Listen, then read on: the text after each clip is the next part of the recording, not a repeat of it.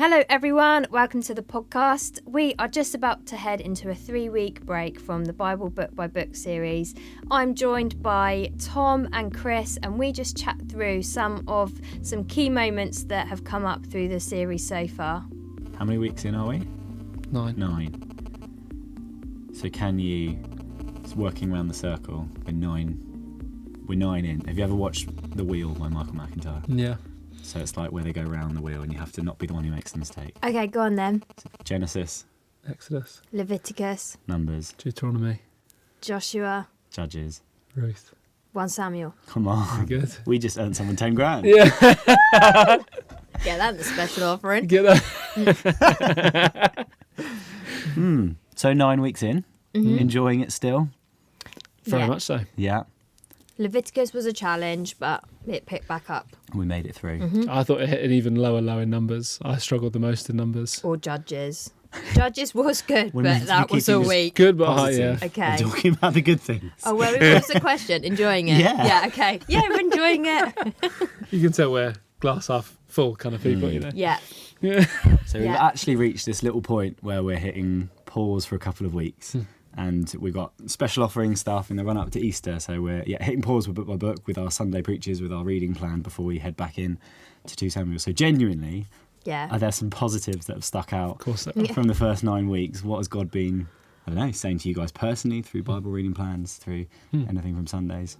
Anything stick out? Yeah, I mean, I think for me, just the sense of being caught up in the big story of the Bible has been something that I've probably seen afresh for the first time, which has been exciting. And I did, like before, it felt like you look back into the Old Testament and it feels like random puzzle pieces kind of all over. Oh, not really sure when that happened, or we talk about David, but what was happening around David? Like, what context was that happening against? And yeah, just getting that picture of, it feels like we're watching like an epic series unfold, doesn't it, on TV? And Yeah. like, where's it going next? How's God going to resolve this problem, and how's this going to kind of all work out? And I think that's been really enjoyable. And then probably a particular highlight was in Andy's preach when he in Numbers, when he did the 2 goats and talked about the fact that within lambs is the anti-venom to snake bites. And I thought that's such an incredible kind of, the way that we often think, like the way that God speaks is through a great preach or a good testimony or whatever, and actually just even God speaking through creation, and how we can literally stumble upon a sheep and figure out that actually the story of basically God's fight against evil is summed up in how the sheep has the anti-venom for snake bites. I just love that. Yeah. And it's something that obviously we're trying to do intentionally each week, but the fact that every week it feels like there's a real strong pointing us to Jesus in terms of where the preaching is headed. Actually, moments where you think that you know it, but moments where it surprises you like that, where you're like, just everything is about Jesus. It's all about, he's the answer to all of this. And it's all going to reach it. It's amazing sort of climactic moment when we, I don't even know when it'll be next year, when we arrive at Matthew and it's like, oh, finally, like this is the answer to it all. Jesus, yeah. I know that was my point of just like, and it is obvious, but just to like, that it is Jesus every week. And I know when we were talking about this, we were like, is it going to get boring and like predictive that, every preach is kind of going to land with Jesus? And I just keep hearing from people of just like, I love it. I love that we always get to Jesus at the end of each preach. And I wonder as well, when we get into the New Testament, where there will it will We'll do the callbacks. and we'll do the callbacks, and then it is like, oh whoa, like have a greater sense of just wow. I think Ruth surprised me, the week in Ruth. I guess that, like, I know Andrew said it, didn't he, in his, like, with the Russian dolls, there's just the layers of it. And I think you do, it's probably one of those stories that I've known, but then you hear it again afresh on those different layers, even just of the different characters. And the characters, they were real people, but the way in which they were chosen and what they represent, who they represent, and how it then it's just an incredible redemption story on just such a beautiful personal level, but for all of us. I just really enjoyed. That was probably my favourite week. Yeah. I think. Yeah. Your favourite weeks? I think it's more across the 9 weeks. What I've really loved is the sense of every Sunday when we come together and gather as church, the sense of God's presence with us, and that flowing just right through every part of the meeting when we're together. And so heading into this series, it's almost like just that importance of being like word and spirit together. And actually when we come to worship God, how God has, it's felt like God has been amongst us, and the prophetic words. So you think back to in Hedgen, the word that Doug McElroy brought, and then how actually feels like that's been really reinforced through the preach that John Rusbridger did off the back of that, and he spoke into it. And actually it doesn't feel like we're going through some dry academic exercise of reading to get a bit cleverer, but it feels like God is with us and speaking to us and using his word to just to do something new amongst us, which is so exciting. And I love with worship the fact that God speaks, and he often opens us up in a time of worship, that then when somebody comes to preach, it's like our hearts are just ready to receive from him. And even the way that it's worked backwards, like a song that we had sung a couple of times in Totton, and I know it's been sung in Hedgen as well, is Same God by Elevation Worship. And like that sort of, when you start singing it in the middle of this series, you're like, I'm calling on the God of Jacob. Oh, I know that guy.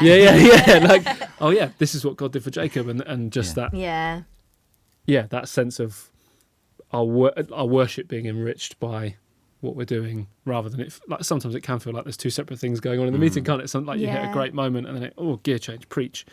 Or we come out of preach and it's gear change, response. And it's like actually just the way that, like I said, God's been speaking through people, and tying everything together. It's been really... And that's such a hugely powerful, faith-stirring song in terms of, like, you're providing then, you're providing now, you're a healer then, healing now. It just almost stirs something in you for faith of what God can do in the now, because of who he is and who he's always been, isn't it? Yeah. That's been a real key theme that's come through, I think, is just the provision of God in... Yeah, you look at, was it the Israelites in the wilderness, and they're, 20, 30 different points of provision, but then you get to, I don't know, what's the next one after Exodus? Then Leviticus, and it's the provision of the sacrifice. Actually, I'm not going to start naming it all, but it is like, it's just that whole thing of, you're like, wow, God is, God, I can... my confidence and my faith has been raised of like, actually God will provide. And you realise how often God has to do it as well. Like, that is, I guess, a lens through which you could view the whole Old Testament, right? Is that God is constantly having to step in and provide, and the culmination of that is that he provides his son. And that sort of, again, you start seeing it in this big picture and you're like, okay, and then what does that mean for me today as well? I think that's key. It's like you said, it's not just an academic, let's build our head knowledge of what's gone on, but it's as you do that it filters down into your heart, and you go, okay, well, that same God who was providing in incredible ways is going to provide for me now in my seemingly very ordinary situation, and ultimately has provided everything I need in Jesus. And that all those things, like the Russian dolls, all those things flowing together, is just is encouraging, isn't it? I think the failure of God's people as well is it's encouraging in a sense of, like, God is not expecting perfection from us, and I think our culture is so like reliant on, you've got to be the best in your career, you've got to be the best mum, dad, you've got to be like, be the best that you can be. That's our not our slogan, but that's in the school hall that slogan, in the that we meet in Totton, and it grates on us every time, doesn't it? Be the best you can be, because it's just like you see it that. But you see God's then his grace and his mercy and his forgiveness and his just his constant compassion of, okay, you tried, you didn't get it right, now I'm gonna do something different, or I'm gonna help you. And our challenge is we then have to see these as examples, be free from the expectation of perfection and performance and striving. No, we rely on Jesus, but also we do have role models. We do have ways, don't we, in which we can be people of faith and and you see it, people of obedience. And I like you said, the sort of, I don't know if you came into it, like one of the key things that I often end up kind of grappling with is like, is God different in the Old Testament to how he is in the New Testament revealed in Jesus? And he's like, obviously we know the right answer is no, he's the same God, as we just said with the song, but you just see like even the moments of grace, like you said, that just break through time after time, like Rahab being included, Yeah. Ruth and Naomi's story, and through like redemption through Boaz, you realise actually how kind of just saying, oh, the Old Testament is a book about the people of God, and how like realise how expansive the people of God are as they go in, and as as Gentiles come in, as Canaanite believers are brought in, as people from other nations. Even though there's such a focus on the people of God at that time, there's still these moments where it's like it's not about you, it's not about the rules that you keep, it's not about it's your heart, it's your inward obedience and your inward posture of humility towards God that counts, and that is true for you even if you're in the furthest off Canaanite village or whatever. Like that is constantly breaking through as well. And those moments of beautiful redemption are coming to the one who is also probably an insignificant or a marginalised or a despised one. And so you look at, like you say, the expansiveness of God's people and the way that, but he's still then the one drawing close and redeeming the one, and it's so beautiful. So isn't it? How are you doing with because I think probably all of us in reading these first 9 books or keeping up with the reading plan have probably had days in the reading plan, or we've read bits or we've heard bits of a preach that sit really uncomfortably, and we don't enjoy reading, and it's feels like it's full of stuff that really grates on us reading it now. And how have you coped with reading those sorts of bits of the Bible and being at peace with it? And I don't know, have there been bits that have stuck out to you that you just think, I don't know what to do with this? There's some weird stuff, isn't there? Yeah. Like even in studying for preaching 1 Samuel, I'd never really spent much time in 1 Samuel 28 before, but when Saul goes to consult the medium and it's like Samuel's ghost rocks up out of nowhere, it's like, well, what the heck is going on here? Like, what's going on? And I think just the coming back to, I think you encouraged us, and I think I must have done in Tottenham as well, just from the kind of key verse that holds all this together is in 2 Timothy, isn't it? Like all scripture is God breathed and profitable for teaching, and that holding on to that when you're in the middle of like a what even is this story kind of moment of like, okay, I find even just stilling my heart when I read something difficult before, like the temptation is to Google and to go online, and that's fine, that's great to get an understanding of other people, but even just to settle your heart before you do that, I find just saying, okay, God, is there something in this you want to just highlight to me? Is there something you want to teach me? Is there something that kind of you want to pull out? And then going to study commentaries, to websites, except like helpful resources that are plentiful. Like Bible Project is amazing. Like they do some general and specific stuff, and various other places. But just trying to settle that in my heart of all scriptures God breathed and profitable for teaching. Okay, God, what are you trying to teach me through this, or what are you trying to teach us as your people through this? And I think it was in Judges, wasn't it? And Andy preaching here when he was basically saying the full extent of the graciousness of God is only kind of fully known when you see the depravity of how bad it gets. Because that's just how good God is to be able to lift us out of that. And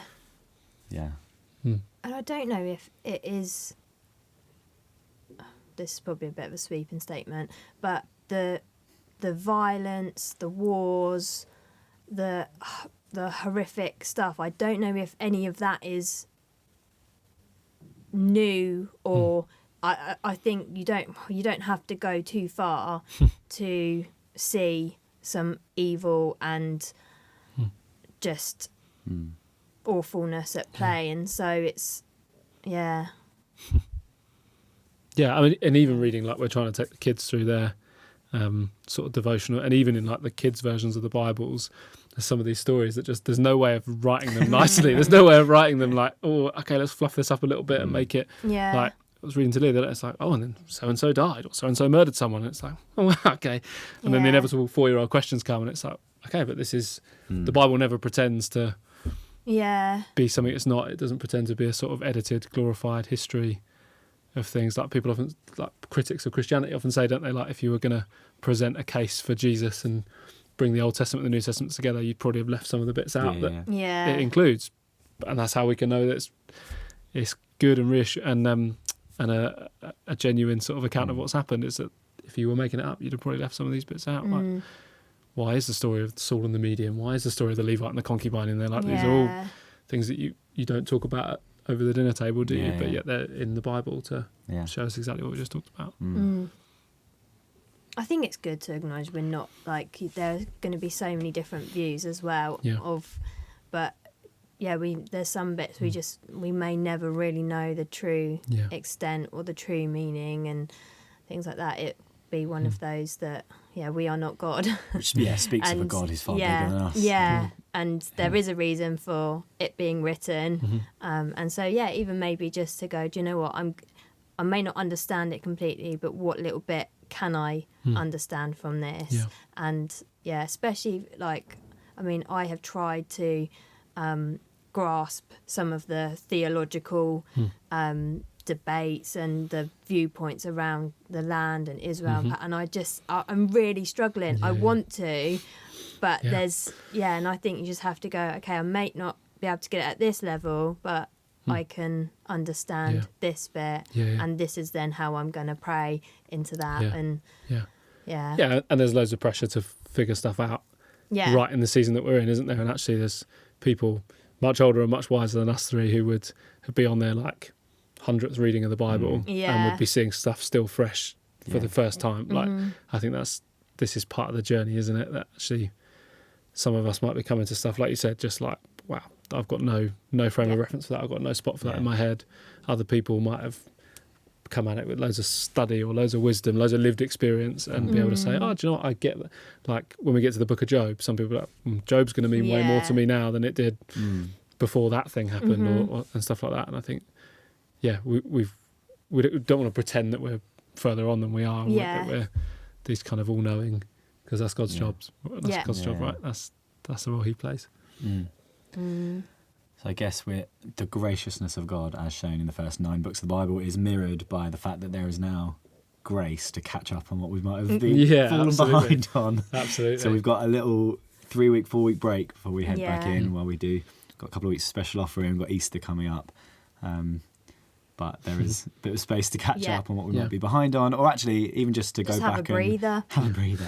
Or go back and reflect on, you were saying books that you might have particularly enjoyed or want to dig a little deeper. Like we've got the study guides on the website that people can access. I think actually there's a bit of space now to take a breather, catch up, dig a little deeper before we head back in. Great. Thanks for listening to us this week, and we would love to hear what your favourite books of the Bible were, or favourite moments that have come through on this series. So put those in the comments, and we'll be back in a few weeks for 2 Samuel.